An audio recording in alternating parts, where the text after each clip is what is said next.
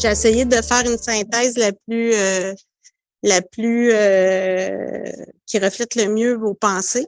Il a fallu faire des choix, sinon je m'en sortirais pas en 10 minutes.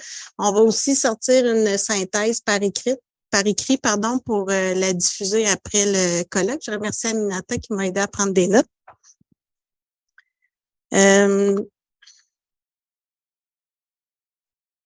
Bon.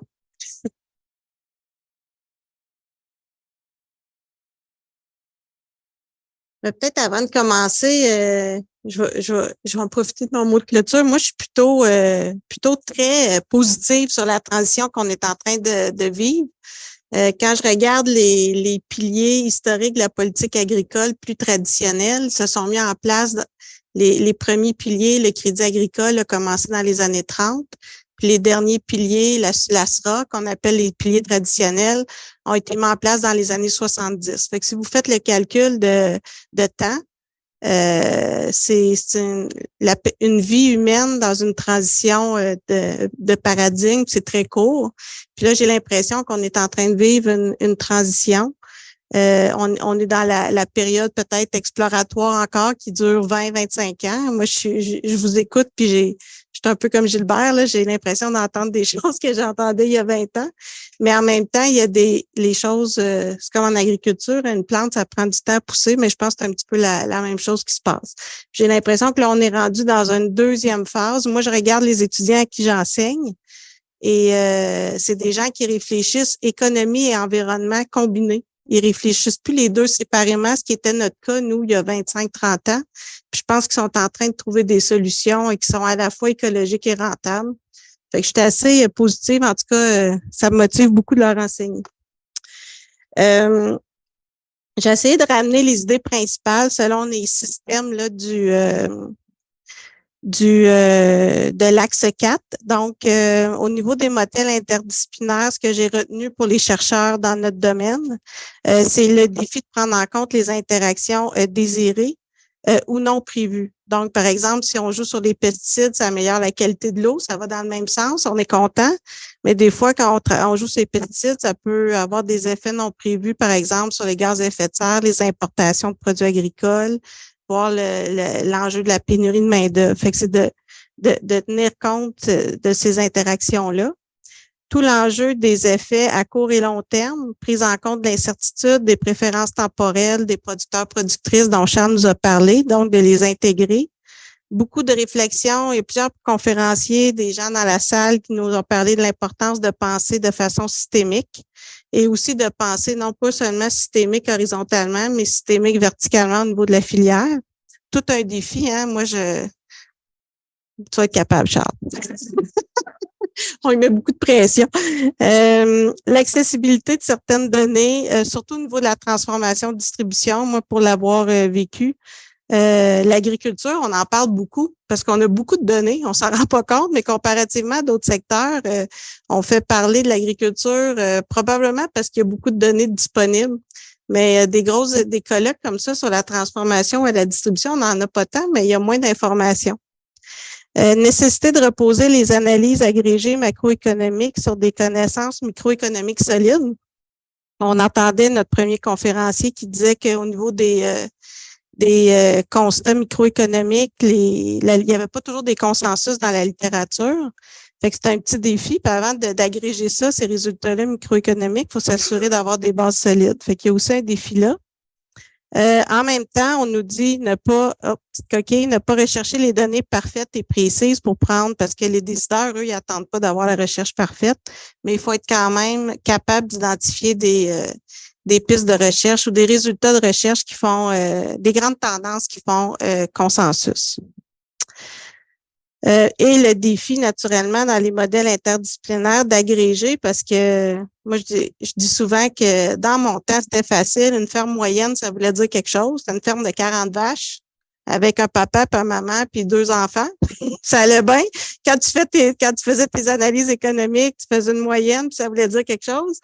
Mais maintenant, l'agriculture est tellement segmentée, multisecteur, multimodèle d'affaires, d'une région à l'autre, c'est différent. Donc, c'est un défi d'agréger et de tenir compte de ces différences. Je parle comme une vieille, hein, mais je sais pas si vieille que ça. Outils pour évaluer et suivre les effets des objectifs du PAN. Suivre pour une période de plusieurs années. Hein, c'est pas juste suivre sur une période de 1 à 3 ans, mais sur 10 ans qu'on parlait, pour voir comment évolue la santé économique des entreprises qui adoptent des bonnes pratiques. Donc, des outils diagnostiques simples et parlants pour les producteurs et productrices. On a parlé d'approche mixte, qu'il fallait être capable d'analyser sur la base de données qualitatives et quantitatives et multidisciplinaires, mais pour citer Charles, juste assez, pas trop, pour s'assurer d'avoir une vision globale de la situation, mais pas trop que la recherche reste faisable et que les coûts de transaction entre chercheurs soient pas trop élevés, pour parler en économie. Et il y a la gestion des données probantes là, nécessaires pour faire ces suivis-là. Puis j'ai parlé des sciences des données, je pouvais pas le nommer. Alors, je vois le sourire derrière la salle.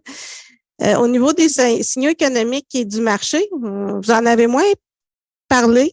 D'ailleurs, c'est souvent le grand oublié.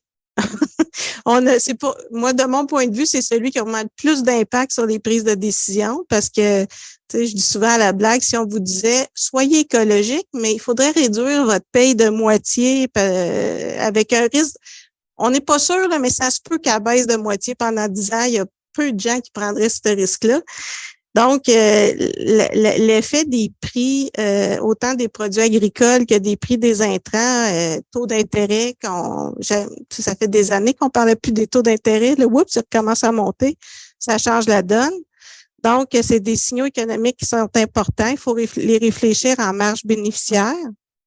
Rendre possible des modèles d'affaires agricoles écologiques. Peut-être ça se fait pas juste par le marché, ça se fait peut-être par des décisions fiscales. Vous avez donné 2-3 idées. J'ai retenu juste la première, fiscalité. Vous m'aiderez à compléter.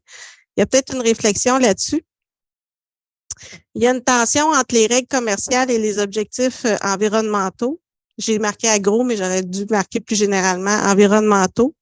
Alors, la clause miroir en Europe, c'est probablement quelque chose qu'on va suivre dans les prochains, en termes de recherche, je pense que ça va être quelque chose à étudier. C'est quand même assez, dans les années 90, on parlait de l'OMC, le but c'était de réduire les barrières au commerce. Maintenant, on est en train de le réfléchir un peu autrement, donc ça va être à suivre. Exigence et rôle des donneurs d'ordre.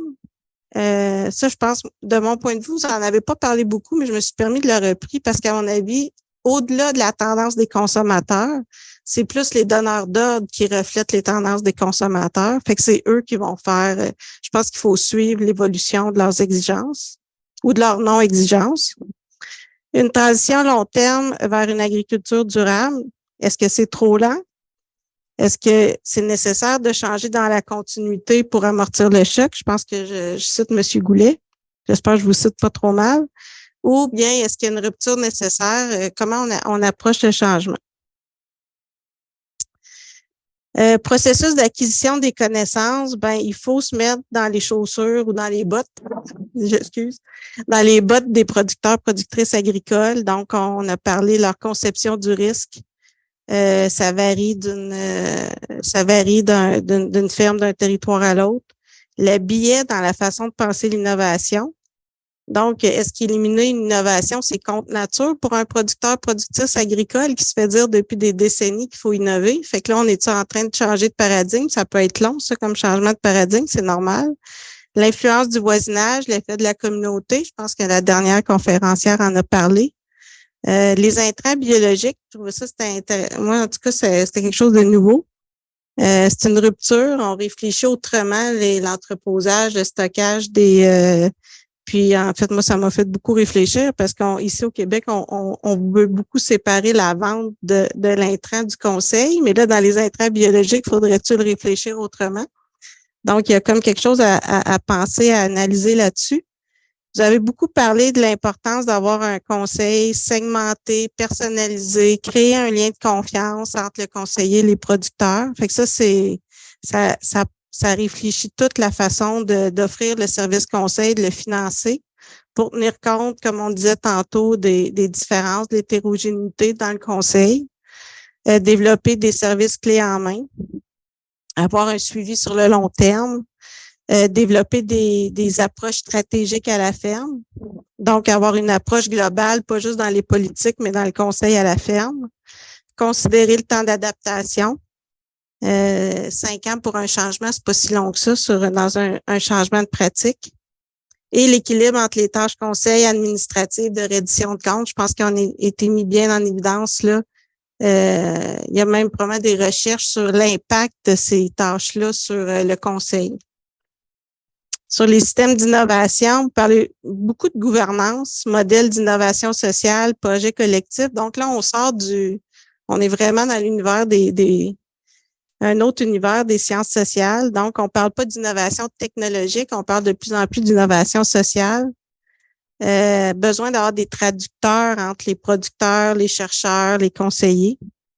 On a parlé de gestion des communs, mettre en commun nos ressources pour gérer ces projets collectifs-là. Au niveau des technologies, je redirai pas les compliments de voir autrement. Innover technologiquement, ça peut être de retirer certaines, d'en introduire d'autres.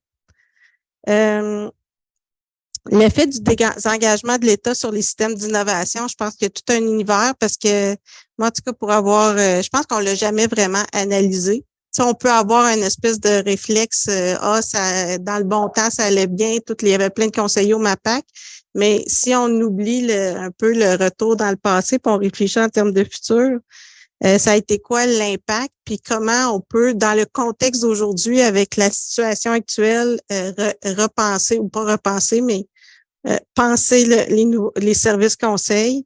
Il y a sûrement des recherches à faire là-dessus.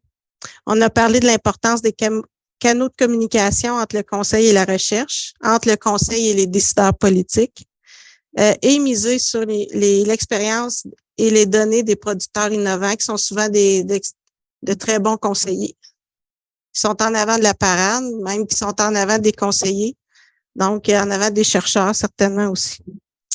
Finalement, les politiques, je pense que cohérence, effet non désiré, dédoublement, besoin d'une vision globale, puis je pense qu'on est rendu là, je pense que tout le monde reconnaît qu'il y a la nécessité d'avoir une combinaison de différents instruments agro-environnementaux, mais dans une deuxième étape, d'avoir une cohérence entre les politiques de gestion de risque et les politiques agro-environnementales. La cohabitation des technologies, en fait, la notion de convergence technologique dans les politiques publiques, on réfléchit les technologies différemment, puis il faut en tenir compte dans les politiques publiques. Donc, la notion d'expertise minimum de l'État, la capacité de surveillance de l'État, sûrement des recherches intéressantes, gouvernance des partenariats publics-privés, et notre dernière conférencière qui nous parlait là, de réfléchir à la distribution des aides gouvernementales entre les entreprises agricoles. Est-ce qu'on met nos œufs sur les entreprises qui sont les plus à risque, qui ont les plus grandes superficies, qui sont dans les régions les plus polluées environnementalement, ou comment on distribue les aides? Ou bien on les distribue au premier arrivé, premier servi. Fait que juste pour finir, j'ai pas été capable de les mettre dans des thèmes, mais on a aussi parlé de l'importance au Québec de s'inspirer de ce qui se passe à l'international, d'inclure des enjeux sociaux aux enjeux économiques et environnementaux et de s'assurer du partage des données entre les chercheurs pour assurer la reproductibilité de la science. Donc, moi, ça va je pense qu'on est vraiment rendu à l'heure, hein, fait qu'on va y aller. Je vous invite à aller voir, là, à vous tenir au courant d'aller voir sur le site du RQRAD pour mettre la plénière totale. Puis je veux juste dire merci beaucoup aux gens qui ont contribué. Là, je vous les nommerai pas tous. Merci énormément aux conférenciers, conférencières. Ça a été un colloque très riche d'enseignements. Ça a permis vraiment en tout cas, moi, ça m'a sorti de ma lorgnette sur plusieurs sujets. Fait que je vous souhaite une belle fin de journée, puis à la prochaine.